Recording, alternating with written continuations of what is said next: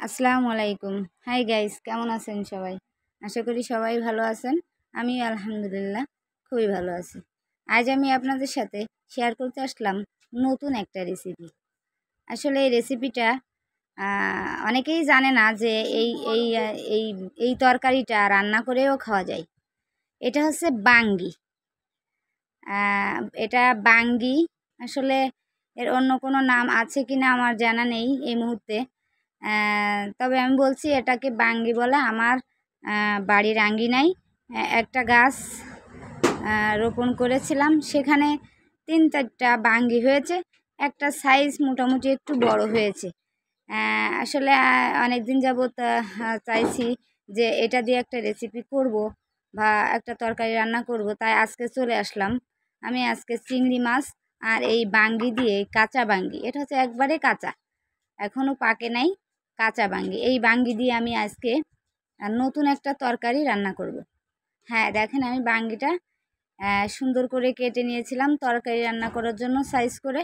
আমি অর্ধেকটা বাঙ্গি নিয়েছি, কারণ আমরা বাড়িতে সদস্য মাত্র 3 জন। আসলে পুরাটা নিলে অনেক বেশি হয়ে যাবে, তাই আমি অর্ধেকটা বাঙ্গি নিয়ে নিয়েছি। দেখেন আমি ভিতরের বিচিগুলো ফেলে দিছি। এখন আমি এটাকে খোসাটা ছিলে নেব।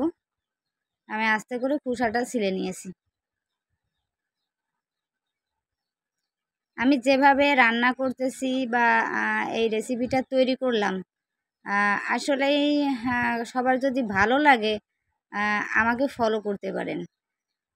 এই যে আমি বাঙ্গিটা সাইজ মতো কেটে ধুয়ে নিয়েছি। এরপর আমি বাঙ্গিগুলা কেটে ফেলছি।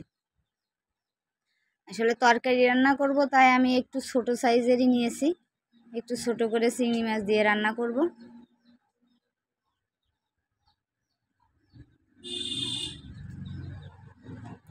আপনারা সবাই এই রেসিপিটা ফলো করবেন এবং যেভাবে আমি দেখাচ্ছি ঠিক এইভাবে রান্না করবেন। খুবই সুস্বাদু হবে খেতে।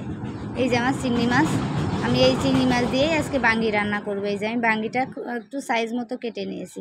এখন আমি প্রসেসিংটা দেখাবো। আমি প্রথমে একটি কড়াইতে একটু তেল দিয়ে নিয়েছি।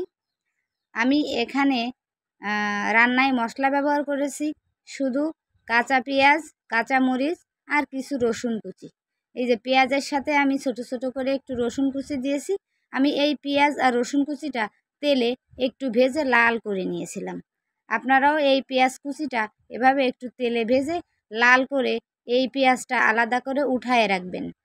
আমিও এইভাবে আমি এই পেঁয়াজটা লাল করে এই যে আমি এটাকে উঠিয়ে রেখেছি। এখন আমি কড়াইতে চিংড়ি মাছ দিয়ে দিলাম। চিংড়ি মাছে একটু হলুদ লবণ দিয়ে আমি মাছগুলা হালকা একটু ভেজে তারপর আমি বাঙ্গিগুলা চিংড়ি মাছের সাথে অ্যাড করব। হ্যাঁ, মাছের ভিতর এখন আমি দিয়ে দিলাম কাঁচামরিচ। এখন আমি 2 থেকে 3 মিনিট এই চিংড়ি মাছ কাঁচামরিচ একসাথে করে হালকা করে একটু ভেজে নেব। হ্যাঁ, আমি হালকা করে একটু ভেজে নিয়েছি। দেখেন হালকা হালকা লাল হয়ে গেছে, চিংড়ি মাছটা ভাজা হয়ে গেছে। এখন আমি এই চিংড়ি মাছের সাথে অ্যাড করে দেব সেই কাটা বাঙ্গিগুলা। এই যে আমি বাঙ্গিটা দিয়ে দিয়েছি। এরপরে দিয়ে দিয়েছি আমি একটু হলুদ আর লবণ।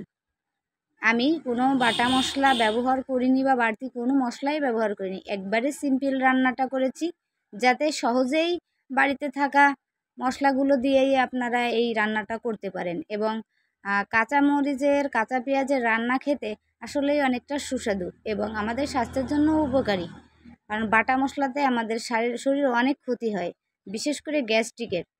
আমরা আসলে অনেকেই গ্যাস্ট্রিকে আক্রান্ত, তাই আমরা গ্যাস্ট্রিক যাতে না হয় সেজন্য কাঁচামরিচ, কাঁচা পেঁয়াজ দিয়েই রান্নাগুলো করে নেব। এখন আমি ওই বাঙ্গিটা সুন্দর করে একটু কষিয়ে এখন আমি একটু সিদ্ধ করার জন্য হালকা করে একটু পানি দিয়েছি। আমি ঢেকে দিয়ে এখন চলে আসলাম। আমি যে পেঁয়াজটা, রসুন কুচিটা ভেজে রেখেছিলাম সেটা দিয়ে আমি একটা মশলা তৈরি করব, সাথে কিছু জিরা। এই যে আমি দেখছেন আমার শিলপাটাতে আমি কিছু জিরা নিয়েছি। জিরাটা আগে বেটে একটু মিহি করে নেব। হ্যাঁ, আমি জিরাটা আগে একটু বেটে মিহি করে নিয়েছিলাম। আপনারাও এরকম করেই আগে একটু মিহি করে নেবেন, তাহলে পেঁয়াজটা বাটা ভালো হবে। এই মিহি জিরা বাটার সাথে এখন আমি অ্যাড করে দেব সেই ভেজে উঠিয়ে রেখেছিলাম যে পেঁয়াজ আর রসুন কুচি, সেটা এখন আমি বেটে সুন্দর একটা পেস্ট মশলা তৈরি করে নিই। হ্যাঁ, আমি এই মশলাটা মানে এই পেঁয়াজ রসুন ভাজাটাও সুন্দর করে বেটে একবারে মিহি করে নেব। হ্যাঁ, আমি মিহি করেই নিয়েছিলাম। হ্যাঁ, দেখেন এই যে আমার সেই মশলাটা রেডি। এটা যখন ব্যবহার করব আমি ব্যবহার করার নিয়মটা আপনাদের দেখাই দেব। এই মশলাটার আসলে অন্যরকম একটা টেস্ট আছে, মানে এটা তরকারিতে অ্যাড করলে আলাদা একটা ফ্লেভার আসে। এই দেখেন আমার তরকারিটা সিদ্ধ হয়ে গেছে। এর মাঝে আমার তরকারিটা সিদ্ধ হয়ে গেছে। বাঙ্গি বেশি সময় লাগে না সিদ্ধ হতে, হালকা একটু জালে দিলেই সিদ্ধ হয়ে যায়। দেখেন এখন আমি তরকারিটা একটু ঝোল করে নিয়েছি। আমি আসলে ঝোল আমার একটু পছন্দ, তারপরে এই তরকারিটা একটু ঝোল নিব যেহেতু চিংড়ি মাছ আর বাঙ্গি। হ্যাঁ, আমি হালকা একটু পানি দিয়ে আবার একটু ঝোল করে নিলাম। হ্যাঁ, এভাবে আমি এবার আবারও ঢেকে দেব। ঢেকে দিয়ে যখন আমার তরকারিতে একটু বলক আসবে তখন আমি ওই বাটা মশলাটা এই তরকারিতে অ্যাড করে দেব। হ্যাঁ, দেখেন তরকারিটায় সুন্দর একটা বলক আসছে। এখন আমি আমার সেই বাটা মশলাটা এই তরকারির সাথে অ্যাড করে দিচ্ছি। হ্যাঁ, আমি বাটা মশলাটা দিয়ে দিয়েছি। হ্যাঁ, দেখেন আমি সুন্দর করে এই মশলাটা এই তরকারির সাথে অ্যাড করে দিয়েছি। এখন আর 2 থেকে 3 মিনিট জাল করে নিলেই আমার তরকারিটা রেডি। সুন্দর একটা রেসিপি বাঙ্গি আর চিংড়ি মাছ।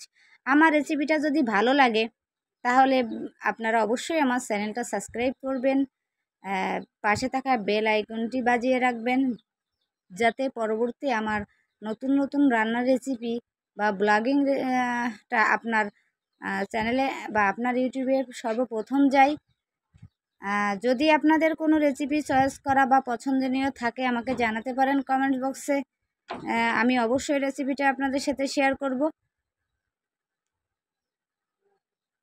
আমি ইউটিউবে নতুন, সবাই আমার পাশে থাকবেন। আমার ইউটিউব চ্যানেলটা নিয়ে আমার অনেক স্বপ্ন, তাই আপনারা পাশে থাকবেন অবশ্যই, আশা করি। ভালো থাকবেন সবাই, আমার জন্য দোয়া করবেন, আমিও আপনাদের জন্য দোয়া করব। যারা নতুন ইউটিউবার আছেন, নতুন ইউটিউব খুলতেছেন, অবশ্যই আমিও আপনাদের সাথে আসি, আপনারাও আমার সাথে তখন দেখেন আমার সেই বাঙ্গি আর চিংড়ি মাছের তরকারিটা একবারে রেডি। পারফেক্ট ঝোল রাখবেন না, হালকা হালকা ঝোল রাখবেন, তাহলে খেতে অনেক টেস্টি হবে।